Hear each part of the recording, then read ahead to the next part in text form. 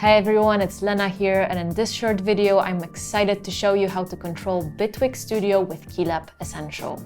Let's dive in.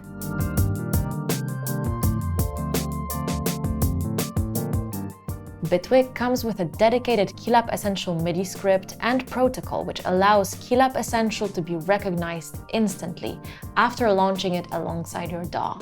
However, it's good to make sure to use the latest DAW versions to ensure the best KeyLab Essential integration experience. This means that you do not need to dive deep into the menu to set things up. It's done the moment you launch your DAW. Firstly, let's take a look at the main encoder. The main encoder allows you to navigate in the scene's device or mixer and navigate in the item of the selected category while browsing through instruments or effects.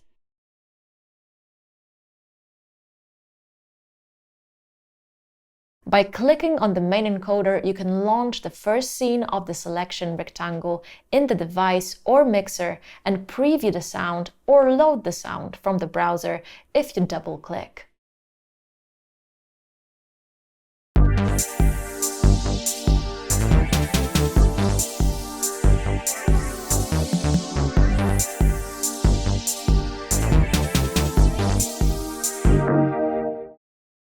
Next, we have the contextual buttons.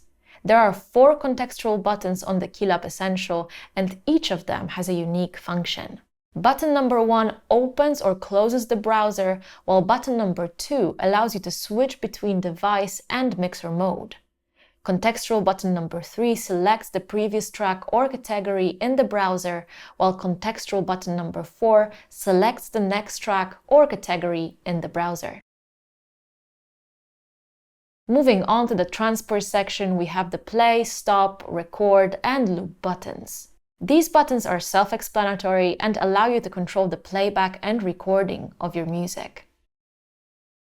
Next up, let's discuss the knobs and faders and the part button, which has an impact on what these control. In the device mode, the dimmed part button status means that KeyLab Essential knobs and faders control the first page of parameters, while the fully lit part button controls another page of parameters.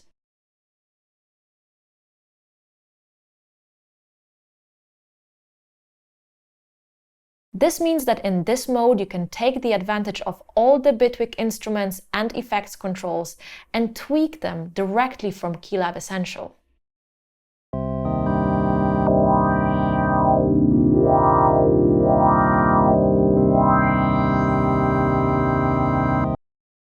Also, each time you press the part button, you cycle between parameter pages, and the KeyLab Essential display shows you the name and number of the page. Another functionality of these knobs and faders comes from the mixer mode, where the dimmed part button allows you to control tracks 1 to 8, while the fully lit part button controls a block of tracks 9 to 16.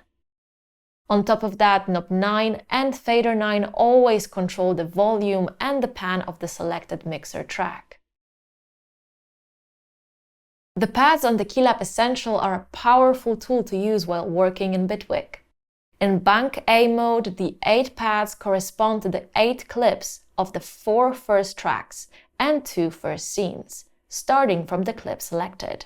Bitwig Studio will display a 4x2 rectangle, and the top left corner matches the first clip of the first track. In this bank, you can launch clips with ease.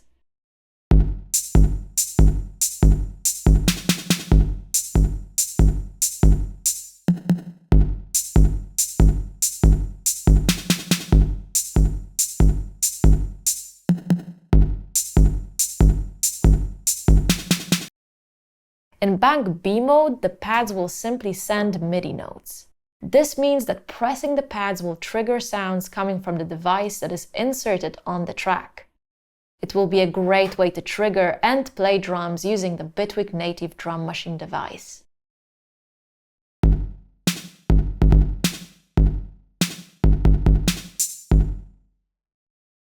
Finally, if you're using Analog Lab, make sure you link the correct device, in this case KeyLab Essential mk3, in the MIDI settings of Analog Lab. You can enter Analog Lab mode by selecting the Arturia program directly from KeyLab Essential. When Analog Lab is selected, you can manage the plugin as you would do in a standalone, allowing you to navigate, browse, and select the sounds with ease.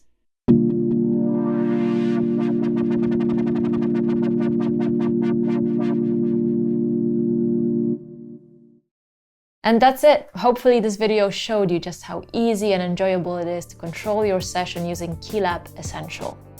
For more detailed information on KeyLab Essential and how to use it, make sure to watch our dedicated video series on our channel. Thanks for watching, and see you soon.